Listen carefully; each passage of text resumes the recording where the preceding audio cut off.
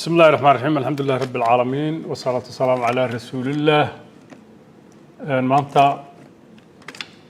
way bisha December tahay 4 xarunta dawladda Jubbaland waxaan kaga hadlayaa dhowr qodob arrimaha amniga siyaasadda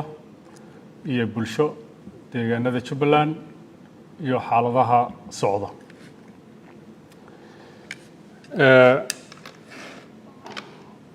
Jubbaland waa dawlad xubin ka ah dawladda federaalka ee Soomaaliya waa dawlad ku dhisan heshiiskii bulsho hada qarameedkii uu qorayay la go'aamiyay 2002 ilaa 2004 dhismihii dawladnimada Soomaaliya dastuurkaas hada qarameedkaas uu isu bedelay dastuurka qabyada ah oo maanta Soomaaliya ay ku dhisan tahay dawladnimadeeda kaas oo nafarayo in laba gobol inta ka badan bay noqoto dawlad xubin ka ah dawladda federaalka taas oo lagu heshiiyay ummadda Soomaaliyeed kana dhaqan gashay Soomaaliya ilaa xilligaas geedi socodka waxaan aniga nasiib ahaa inaan qayb ka ahaa xaalad kasta oo Soomaaliya dib u soo dhiskeeda iyo marxalad kasta oo ay marisay state kan waxaa dhawaan la dhaariyay November baarlamaankii saddexaad oo uu yeesho taa macnaheedu waxa weeyaan 3 teeram in dawladnimada state-ka Jubbaland iyo hay'adaha dawliga ah ay howlgalayeen taas oo ku dhisan sidoo farayo dastuurka federaalka Soomaaliya iyo dastuurka u goonida ah oo intaba xeer ay ummadda ku heshiisay waa jirtaa in mar badan laga fikiro in Soomaaliya laga qabto doorashooyin qof iyo cod iyo xisbiyo laakiin marxaladaha dalka uu ku jiro xagga amniga iyo xagga shuruudihii looga baahnaa in qof iyo cod la gaaro sida tirada dadka heer deegaan heer gobol iyo heer state iyo heer national ahba oo heer qaran ahba oo aan la gaarin amnigii oon la horumarinin mar walba iyadoo uu nafarayo dastuurkeedna markii la gaari waayo haddana waxaa la galaa doorashooyin dadban oo qoriiso dhiib ah oo maalinta ka dambeysa lagu sii dhawaanayo dhismaha qarannimada Soomaaliya marka annaga waajibaadkayga aan u xil saaranahay noola doortay waa ilaalinta hay'adaha dawliga ah ee Jubbaland iyo wada shaqeynta dawladda federaalka Soomaaliya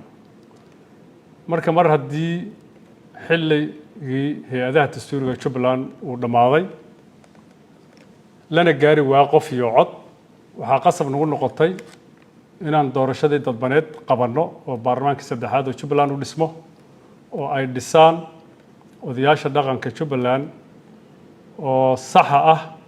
oo baarlamaanka koowaad iyo baarlamaankii labaad ba dhisay marka waxaa noo qorshaysan teeramka soo socdo inaan gaarno qof iyo cod dawladda federaalka Soomaaliya maadaama hadda iyaga waqti ay hayaan haddaan kala shaqeyn karno oo la gaari karo qof iyo cod inaan kala shaqeyno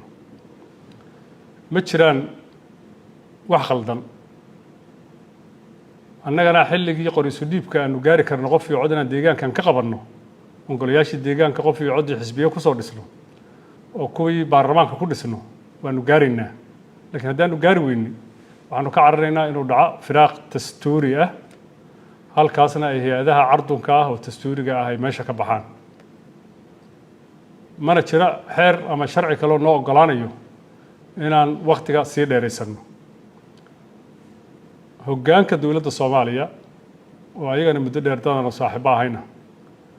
waxaanu offer gareynay ama aan ugu yaboohnay maadaama ayaga waqti haystaan inaan ayaga kala shaqeyno bal tan heerka qaran in la isku dayo qof iyo cod inay gaarto kadibna anaanu taariikhda dambe qabanno ayadoo inta ay jirto rabitaanka shakhsiyadda iyo rag shax sameeyay istusay qaab ay ku sii joogi karaan kursiga maaha inay ummadda Soomaaliyeed jahawareeriyaan taa beddelkeeda waxay ku tilaabo qaadeen inay duulaan ciidan isku dayaan inay ku beddelaan state-ka dastuuriga oo halkan ka jira ciidamadii la geeyey Kamboni ra'iisul wasaare Xamse anoo ixtiraamaya waxaan aad ugu xumaaday qaabka uu fasiray arrintaas waxaan waa taariikh waa wax la wada arkayo waa wax la wada og yahay waa arrin cad ujeedada aad ka leedihiin ciidankaas oo ah hay'adaha dastuuriga Jubbaland heer deegaan heer degmo heer gobol iyo heer state-ba inaad ku inqilaabtaan maxaa yeelay ciidamada ADMAS waxay deganaayeen deegaanada waxay ka baxeen Buurgaabo Kudaa Cabdilla Biroole Gariley Ceelwaaq Kismaayo intaba waxaa beddelayay ciidanka dastuurka ku dhisan oo dowladda Jubbaland oo daraawiishta markii aanu xal ka weynay oo ciidamada xoogga dalka ay la soo gaari waayeen waa la beddelay waa lala kala wareegay xarihii waa laga beddelay ciidanka daraawiishta Jubbaland baa beddelay Kamboni weligeed ba ciidan ADMAS base kuma yeelan taariikh ahaanba laakiin ciidamada daraawiishta Jubbaland baa ka howlgeliyay oo mar walba ammaankeeda hayay dhowr iyo 10 sano la soo dhaaf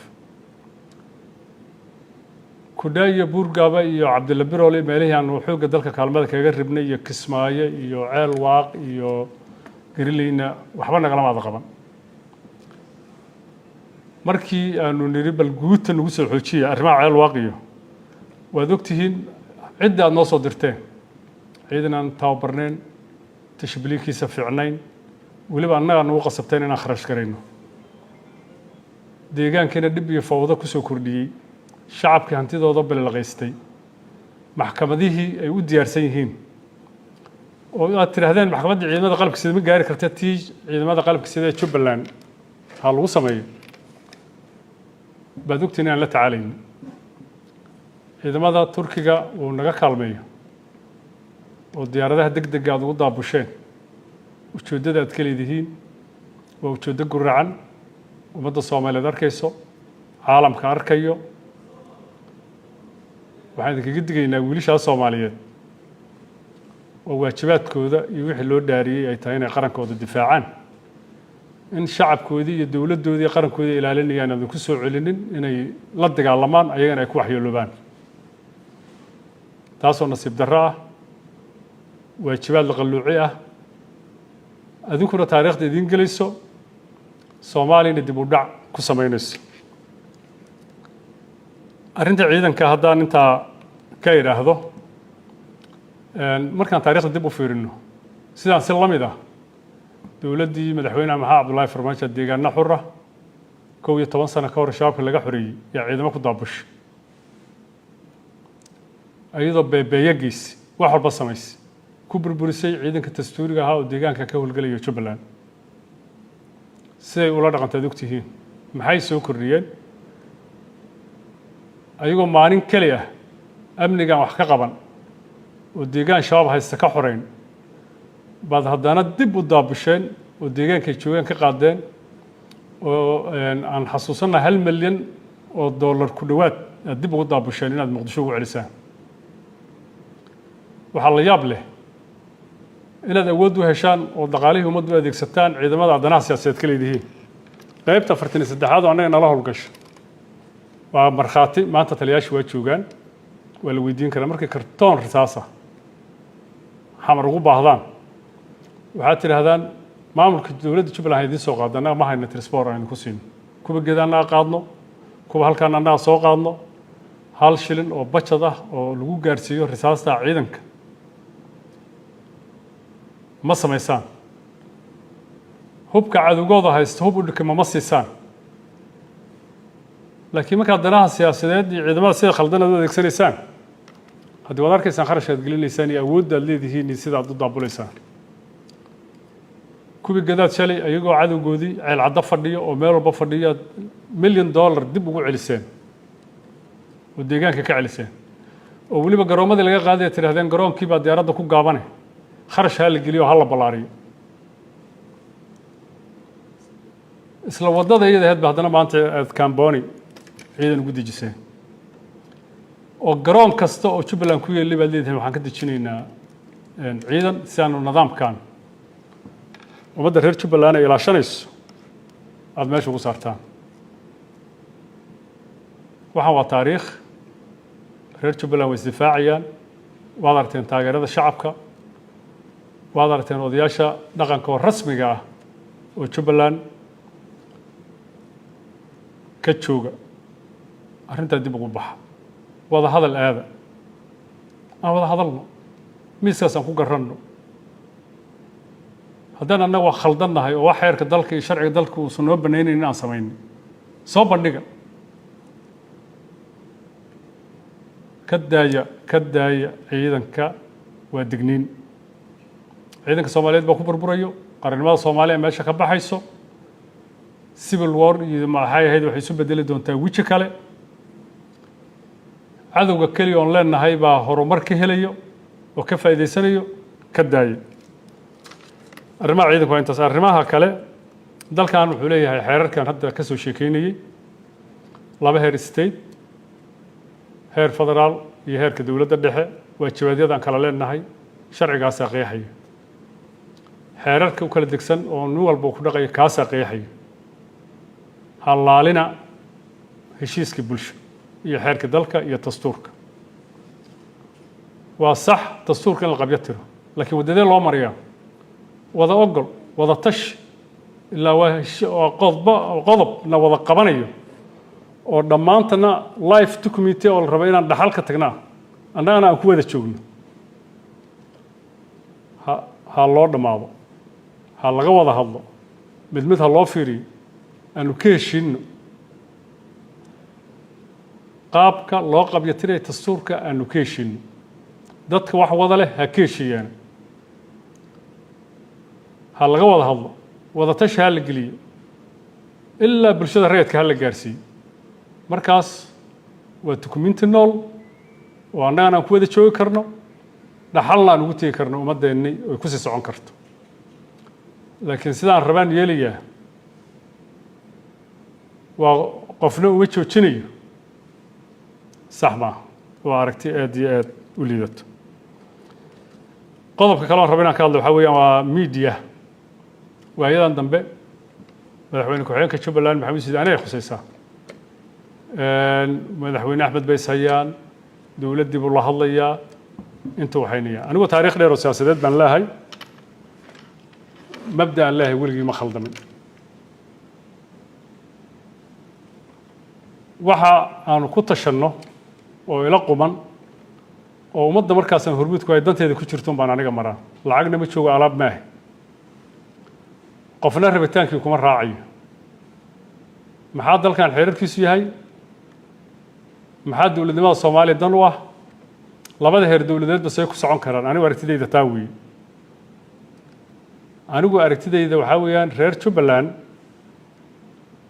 in xeerka iyo wada midnimadooda iyo wada tashigooda iyo calaamadooda iyo maaragtay baarlamaankooda iyo dadnimadooda ay ku wada noolaadaan bay danteedu ku jirtaa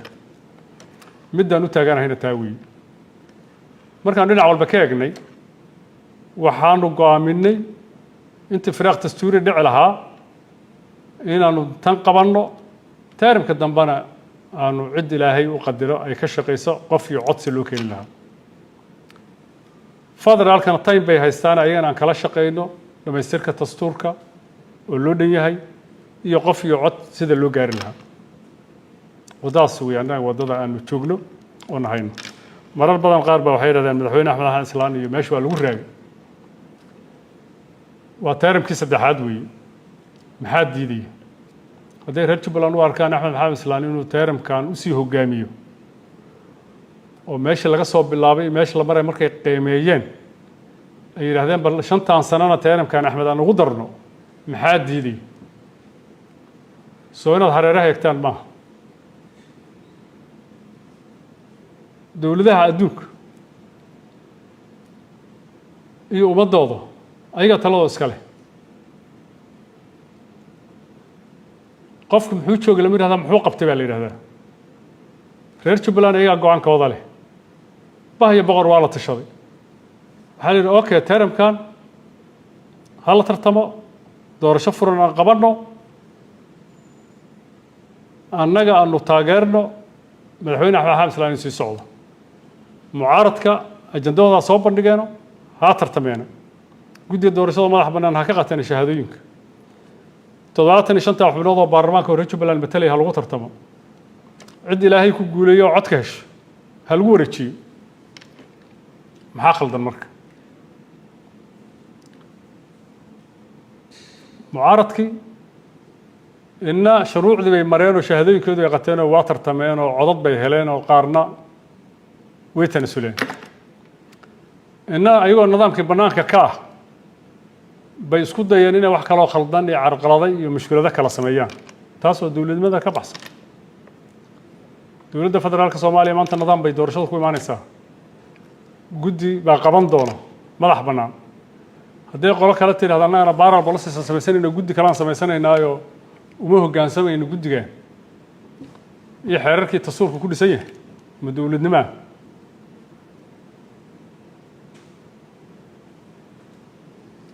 walaalayaalow weli daba qabashay leedahay xaaladda wax baa khaldan dib ugu joogsado caqliga ha shaqeeyo akhriya xeerarka dalku degsan rabitaankiina danta guud ka hormariya aan wada hadalno wixii naga khaldan waxaan isla fahmi laanahay miiska wada hadalka aan ku dhammayno ka daaya ciidamada iyo wiilasha Soomaaliyeed oo la soo adeegsanayo ka daaya waxa cadowgeena ka faa'iidayo annaga dan inoogu jirin ka daaya ugu dambeyntii waxaan ugu baaqayaa dhammaan shacabka Soomaaliyeed dowladaha xubnaha ka ah dowladda federaalka hoggaanka dowladda federaalka golayaasheeda kala gedisan